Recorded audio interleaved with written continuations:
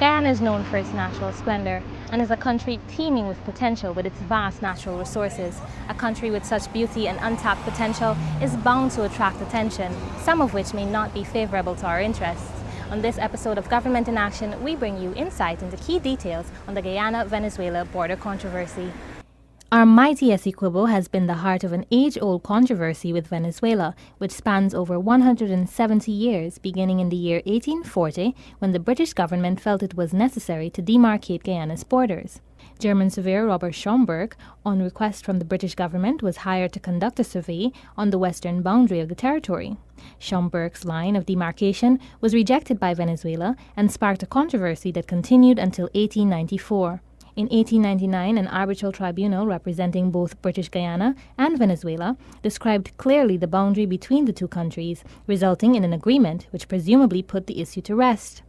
Though Venezuela honored this agreement for at least half a century, in 1962 the Spanish state announced that she regarded the 1899 award as being null and void. In 1966, the two countries signed a document known as the Geneva Agreement, in which the steps for resolution of the border controversy were detailed and sought to establish a mixed commission of Guyanese and Venezuelan representatives so as to seek satisfactory solutions for the practical settlement of the controversy.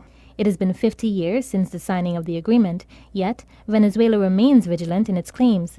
As such, Guyana has taken the position to appeal to the Secretary-General of the United Nations so that the matter can be resolved once and for all.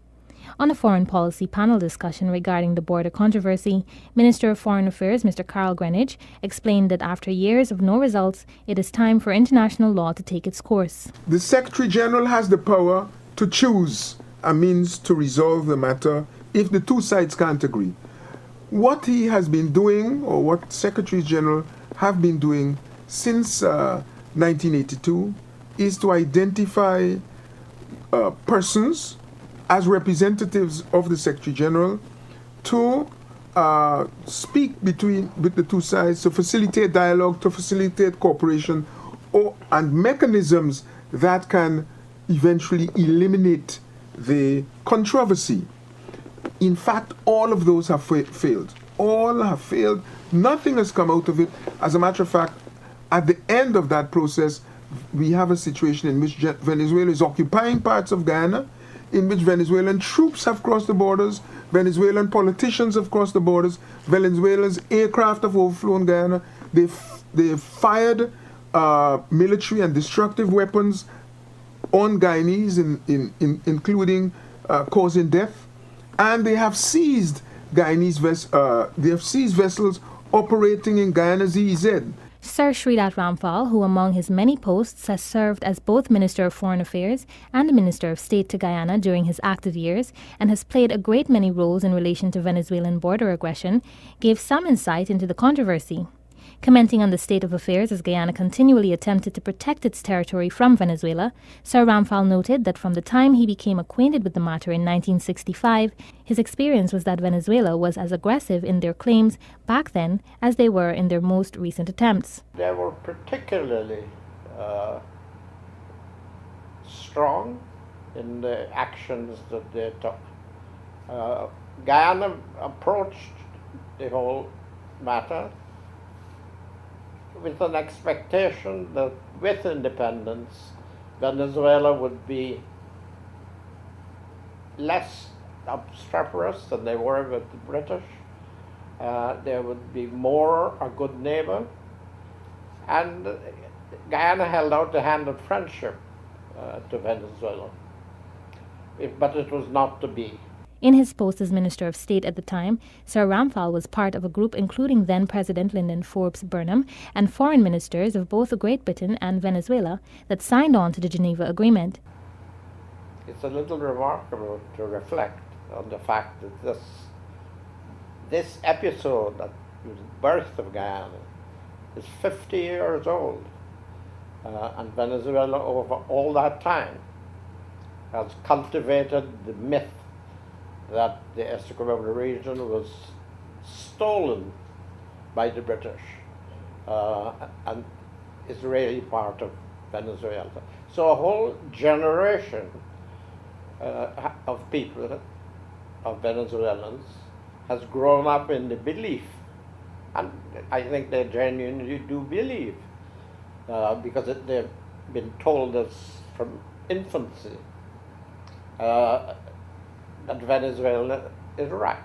Of course, they're wrong, and it has had a serious effect on Guyana's development. Upon assuming office, His Excellency President David Granger made clear Guyana's position as regards maintaining territorial integrity. Your government will do everything within its power to secure our borders.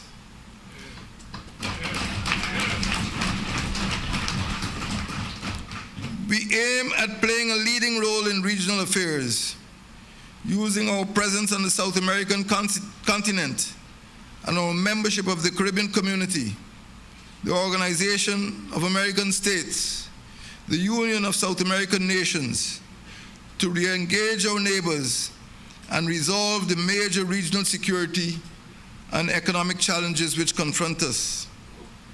We shall strengthen our friendly relations with our neighbors, the Federative Republic of Brazil, the Bolivarian Republic of Venezuela, and the Republic of Suriname. We believe that our four neighboring republics together have much to contribute to the security of our national borders, to the stability of this continent, and to the success of the Union of American Nations, and to the happiness of our peoples. We will seek effective international collaboration to sustain economic growth and to preserve international peace. Your government will continue to work towards the adherence to agreements that respect our territorial integrity on all three frontiers, Venezuela, Brazil, and Suriname. We insist on the full implementation of agreements that guarantee our sovereignty. Most recently, on May 30 of this year, a boat carrying officers of the Guyana Geology and Mines Commission came under fire from the Venezuelan army in the area of Iterengbang on the Cayuni River. Following the reports, President David Granger said that Guyana is seeking clarity on the events that transpired, but it appears as though an error had been made. The Chief of Staff of the GDF has been in contact with Venezuelan General about the matter. We have received information that there might have been some error on the part of the Venezuelan National Armed Forces, and the matter is now being investigated. We are working towards a resolution of the controversy. We are trying to find out exactly what occurred, but I wish to assure you that the situation is not deteriorating, and it is not going to degenerate into any confrontation. Chief of Staff of the Guyana Defense Force, Brigadier General Mark Phillips, explained that he has been in contact with the General of the Venezuelan Armed Forces and has been assured that it is an isolated incident. He stated that the General informed that this was not an act authorized by the High Command of the Venezuelan Armed Forces and that disciplinary actions will be taken against those responsible. I would like to use this opportunity to allay any fears as to whether or not this is the beginning of a series of aggressive action by the Venezuela. I would say no, this is an isolated incident, and I would want to believe that indeed, as the Venezuelan General promised, they will investigate and corrective action will be taken. Given that this is an assumed misunderstanding, Brigadier General Phillips stated that persons traveling in that area have nothing to fear. The Chief of Staff also assured that there is adequate GDF deployment along the borders, with its base located in Iterengbang, and several observation posts along the Cayuni River. We've been deployed on our borders from the time the GDF was formed, 1965, and more so 1966 until now. We have over 50 years of deployment on our border. Iterengbang is one of our oldest locations, and we're pretty much satisfied with our activities as it relates to the defense of Guyana, and more particularly to define aggression on our frontiers. And though he admitted that the Venezuelan armed forces far outnumbers that of the GDF, he stated that the army will continue to carry out its mandate to protect Guyana to the best of its ability. He stated too that the GDF soldiers undergo regular training relating to defense and all matters surrounding the security of Guyana. Training and how you train is determined on what you perceive to be your threats and therefore what you perceive to be your role. Okay, so obviously our training will be geared towards our role on the frontiers and our role in relation to interagency coordination with other government, security and regulatory agencies. Of course, if you're training for role, Guyana, 80% jungle and rivers, therefore a major focus of our training is jungle operations. And we don't only train our troops locally, but we also train with like neighboring countries. For example, we have cooperation with Brazil, right? So we attend their jungle training school. They have instructors in Guyana, and jungle training is, a matter of fact, the main thrust of our training. The President has in the past outlined a total national defense policy in which he stated that in light of the border controversies, all the elements and instruments of national power need constantly to be employed in order to protect the country's territory. At the annual officers' conference of the GDF in March this year, he also highlighted the importance of the Army in maintaining our territorial integrity. Venezuela's persistent attempts to redraw maritime map of the Caribbean and to seize large portions of Guyana's land and sea space. Guyana's sea and land frontiers are now as much under threat as they have ever been in the past 50 years. Guyana, as a member of the Caribbean community, however, has amply demonstrated its aptitude and its ability to deploy its defense force in support of several military missions over recent years. The defense force and our diplomatic service, in the final analysis, are the custodians of Guyana's territorial integrity, political independence, and security. The GDF in particular is entrusted with defense and must be strong enough to undertake the task of defending.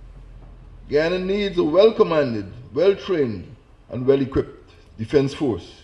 This occurrence comes at a time when the controversy between Guyana and Venezuela has seemingly resurfaced.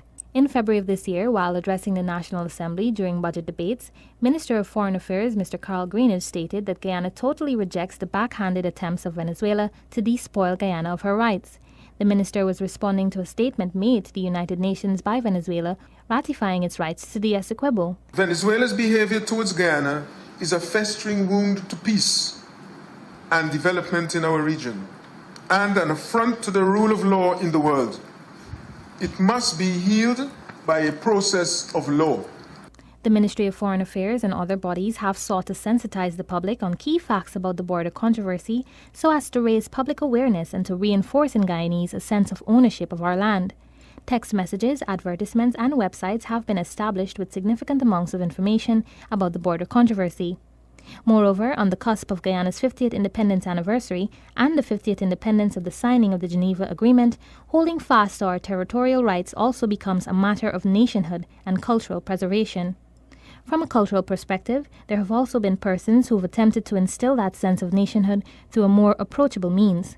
Guyanese calypsonian Mr. Dave Martins is one such figure whose legendary song Not a Blade of Grass has remained relevant due to Venezuela's continued attempts.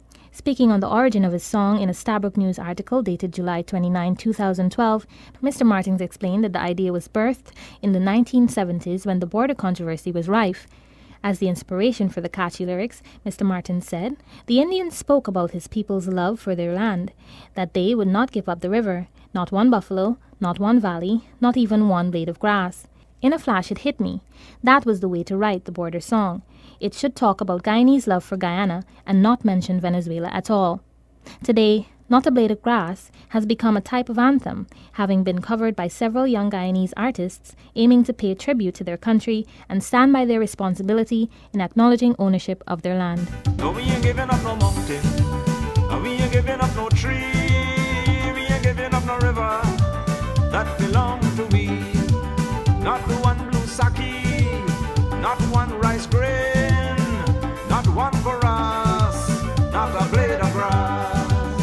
While tensions remain between the two states, it is important that Guyanese stand united in the claim that, like all other parts of the country, the Esequibo is we own. This is Jasmine Payne. Thank you for joining us.